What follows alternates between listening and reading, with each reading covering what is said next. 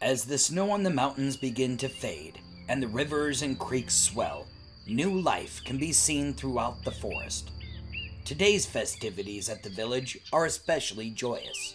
People from all around have gathered to welcome a new champion. Kneeling in the center of the stage at Town Square is Launa.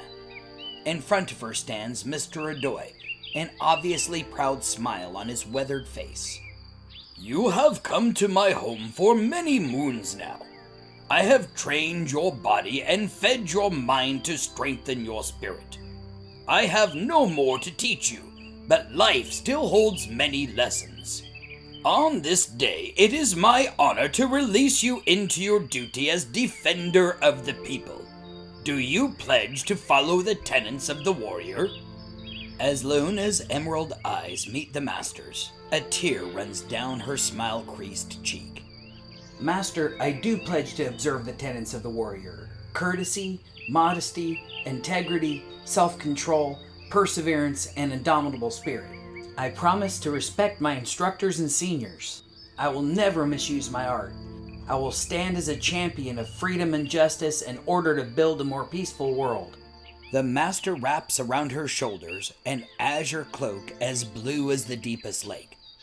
It is emblazoned with the image of a giant willow tree.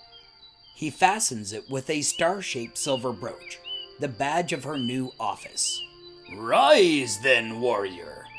Turning to the crowd, Master Adoy announces, Who I present to you now is no longer the naive girl I met so long ago. Behold the wizened woman who would rise and stand as a champion against the darkness. A cheer rises from the crowd that can be heard to the mountaintops.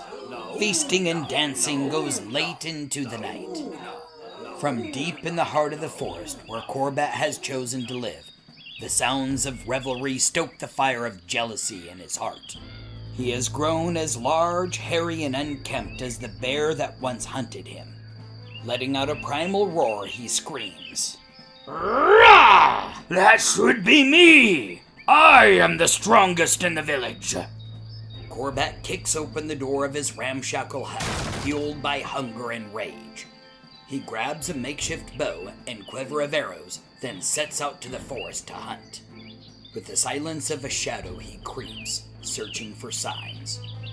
Corbat crouches next to a small pile of brown pebbles, picks one up, and crushes it, feeling its dry, grassy texture between his fingers. A deer! Looking ahead, he notices a broken pattern in the earth, the indentation of a cloven hoof. It must have gone this way!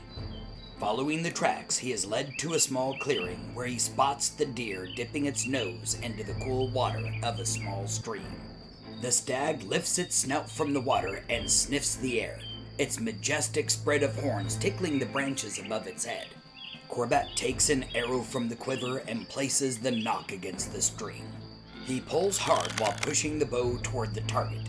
Gently holding his breath, his muscles strain as he takes careful aim and looses the arrow. Before it can reach its mark, a loud crash comes from the forest, startling the deer, which bolts across the creek and disappears into the brush. A large bear emerges into the clearing and glares in the direction the arrow came from, locking eyes with Corbat. The beast charges, growling and snarling. Corbat steps into the clearing and shouts out a battle cry of his own, stopping the bear in its tracks. The monster rises to its hind legs, spreading its arms and claws, revealing its full power. At that moment, instead of retreating, Corbat charges forward and hugs the bear tightly around the chest, placing his head under its chin and firmly against the throat. Glistening teeth gnash at the air as the bear struggles to find a target. Corbat reaches for his belt knife, but in his jealous rage, he must have left it behind. He instead decides to pommel the beast repeatedly in the ribs with his heavy fists. Roaring in pain, the bear presses forward, trying to crush Corbat under its massive weight. Corbat quickly slips under the bear in between its feet as he lifts the animal over his shoulders and slams it hard to the ground. The winded animal scrambles to its feet and flees back into the heart of the forest. Speaking aloud to no one but himself, Corbat brags. You see, I took a bear with only my hands. That proves that I am the strongest. I will show them all. With newfound confidence, Corbat pulls the hood of his cloak over his head and stalks back in the direction of the village, in search of a more fierce prey.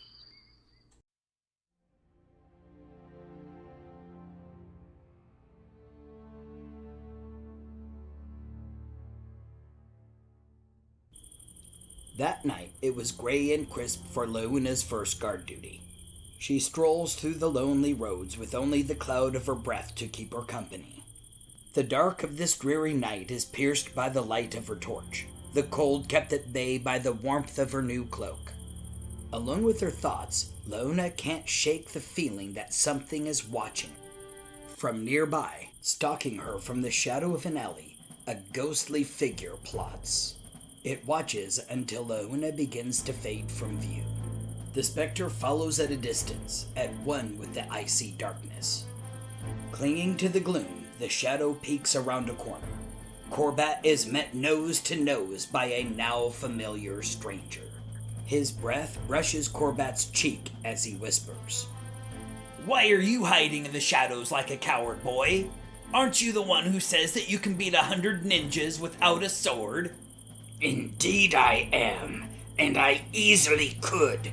So what do you think I could do to you?" He gives the man a mighty shove, pushing him into the alley. Light floods the area as Launa, torch held before her, rushes from the side of the building. Enraged that his plot has been foiled, Corbat shouts at her, "Stay out of this! I don't need you or the old man's sword." He turns to the stranger with fists raised in a menacing glare. The stranger steps back, raising his hands defensively. "Ha ha ha! Your boast was not about beating me, boy. Let me introduce you to 99 of my brothers." Shadows burst to life, slithering like snakes from the rooftops and nearby tree branches. For a brief moment, the clouds open, exposing the moon and illuminating the figures of men, armed with swords and knives in the shapes of stars. Dropping to his knees, Corbat pleads, "It would be no honor to fight an unarmed man." He points to Launa. "She has the sword. Challenge her." The shadows close in around them. Luna steps between Corbat and the horde, taking a defensive stance and drawing her sword. No fear reflects in her eyes, only the brilliant light of the blade and a strong determination. A hailstorm of daggers fly from the darkness. Spinning her blade with a blinding speed, Launa deflects the onslaught. The shadows begin to close the distance, accompanied by the ring of swords clearing scabbards. Corbat, are you going to help me in this fight? Or are you just going to hide under my cloak like a scared kitten? "Obviously, your puny sword could not match my strength. Let me show you what I can do." Corbat charges forward like an ox, slamming his head and shoulder into the stomach of the closest ninja, sending him flying back into the hands of his brothers, knocking all three to the ground. Two ninjas slip past Corbat, headed straight to Luna with swords at the ready. Together, they leap in the air and off the alley walls in a coordinated attack. Luna steps back, blocking both blows at once, using the strength of her dragon stance to hold them at bay. Dropping her weight to the ground, Luna spins, picking the feet out from underneath the ninjas, leaving them flat on their backs. "That's my 3 to your 2. I lead by 1. There's still 95 of them left. It's too early to celebrate. Another group closes in on Corbat. He reaches for the first one, only to grasp empty air as the ninja vaults over him, flipping head over heels. The other ducks under his opposite shoulder, finding a clear path to Luna. A third tries to slide between Corbat's feet, only to be caught by the ankle and lifted into the air. With a mighty spin, Corbat whips the ninja through the empty space between him and the horde, knocking more to the ground. "Let's see you top that!" Corbat strikes a pose and turns to Luna to brag, only to find that she's been surrounded by ninjas, the dark stranger standing in their midst. Corbat watches as Luna deflects numerous killing blows, then returns one of her own to the dark stranger. In a smooth circular motion, the stranger catches her blade with his own, sending it flying from her hand and embedding point first into the ground. Screaming his battle cry, Corbat charges to Luna's aid. Hey boy, heads up! The stranger lobs an egg-shaped object at Corbat. You'll have to do better than that! Corbat quickly reaches out to pluck the egg out of the air, only to have it explode between his fingers. A cloud of red dust burns his eyes and throat, making it impossible to see or breathe. Luna ducks under another strike, landing a hard punch to the attacker's stomach. As he doubles over in pain, she rolls across his back, trying to close the distance between her and Corbat. The corner of her eye catches the glint of light off steel, followed by a searing pain in her thigh. Falling to her knees, she reaches down to find a small knife embedded in her leg. As she pulls out the knife, strong arms capture hers and hold them behind her back. Luna can hear Corbat's cries of anguish as she helplessly watches the stranger approach her, with a crooked smile on his face and blade raised for the final blow.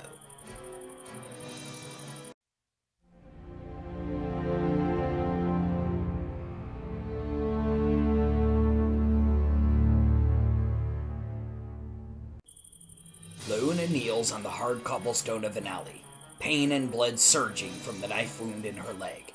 She struggles to free her arms from her captors, but they are too strong. Outside the ring of ninjas, Corbat rubs his eyes and coughs against the burning in his throat. The stranger, sword raised high over Luna's head, laughs in victory. Ha ha! You both are like toothless puppies, all bark and no bite! Luna squeezes her eyes shut as he drops his blade for the killing blow. Luna is nearly deafened by the ring of steel on steel. She turns to see the stranger with his blade right next to her neck. Holding it back is the umbrella of the old lady she helped so long ago. She begins to shout and beat the stranger about the head. You leave her alone! She is a daughter of the village. If you would fight her, you must face us all! The shadows of the alley are pushed back as villagers crowd into the streets, torches, axes, pitchforks, and other farming tools in hand. At the front of the crowd stands Mr. Adoy, walking stick raised high above his head. Charge! Even though the villagers are outnumbered nearly 2-1, they bravely rally to the master's command. Suddenly, a ninja materializes from a shadow behind the old woman. He draws back his sword for a sneak attack when the village dog jumps up and bites the meaty part of his backside. Squealing in pain, the ninja drops his sword and flees back into the forest, carrying a dog as a tail. The look of surprise can be seen behind the ninjas' masks as commoners band together, form a wall of weapons, and clear a path to the heroes. Mr. Adoy makes his way to Luna and kneels at her side. You should have left the knife in. It would have kept the bleeding at bay. Here, take this. There's one for Corbat, too. The master places 2 small green beans in her hand and then locks eyes with the stranger. The master charges into the fray with a strength and agility that belies his advanced age, vaulting and spinning around combatants, walking stick twisting and turning in his hand. He leaves them lying in scattered heaps. A crescendo of squeaking and crashing fills the street as the ox charges into a group of ninjas. It turns sharply, bringing the cart around and sweeping the street clean. Luna limps to Corbat and helps him to his feet. Here, Corbat, the master gave me one of these for you. If you eat it, it'll help you recover. What is it? I can't even see it, much less swallow anything. Trust me, Corbat, just crush it between your teeth. As they chew and swallow the beans, a warmth expands from belly to limb, renewing strength and knitting wounds. Wow, I feel amazing! What was that? Before Luna can respond, they are set upon by another onslaught of ninjas. Here, take my hand! They lock hands around wrists and Corbat spins, swinging Luna about. She kicks as though running through the air, knocking back the first wave. With a second great heave, Corbat sends her flying towards another group. Using her momentum, Luna splits her legs and spins like a giant propeller, knocking them into a wall, leaving them sprawling onto the cobblestone. Like a cat, Luna lands softly next to her sword. She pulls the blade from the earth, its light immediately responding to her touch. The remaining ninjas slowly back away from her, shaking in fear. She quickly scans the alley looking for Corbat. In the distance, she sees Master Adoy standing in the midst of a ninja swarm, directed by the Dark Stranger. The old man effortlessly ducks under a sweeping blade, bringing a staff under the ninja's chin, sending him flying into another horde. He lifts his leg to avoid a low cut, then slams his foot into the earth, sending a seismic wave under the feet of the remaining ninjas, knocking them off balance. Dropping his weight, Mr. Adoy spins and extends his staff, painting an arc. Their feet are knocked out from underneath them, leaving the group laying flat on their backs. Mr. Adoy then rises to stand face to face with the Dark Stranger, a stern look in his eye. Scanning further down the alley, Leona can see Corbat slamming foot and fist into his attackers, small bursts of light erupting from the impact. One ninja jumps onto his back, only to be thrown over Corbat's shoulder, bowling down another group. However, that group is replaced by 10 more. Leona joins his side. Corbat, there's too many. We may need to retreat. Then who will protect the villagers? They will be overwhelmed. Where is your courage, girl? Shout the fear from your belly. As the shadows close in about them, they shout. A brilliant flash of energy explodes from their midst, knocking dozens to the ground. The villagers take advantage of the change in tide and press their attack, sending ninjas fleeing into the dark of the forest, clearing the streets, leaving only 2 figures locked in combat. The stranger moves aggressively toward the old man, swinging his blade in a series of cuts. Mr. Adoy parries and blocks, then turns away from the attack. He extends his foot to sweep the Dark Stranger's feet, but like a formless shadow, he darts and flips, landing behind the old man and thrusting his sword at Mr. Adoy's back.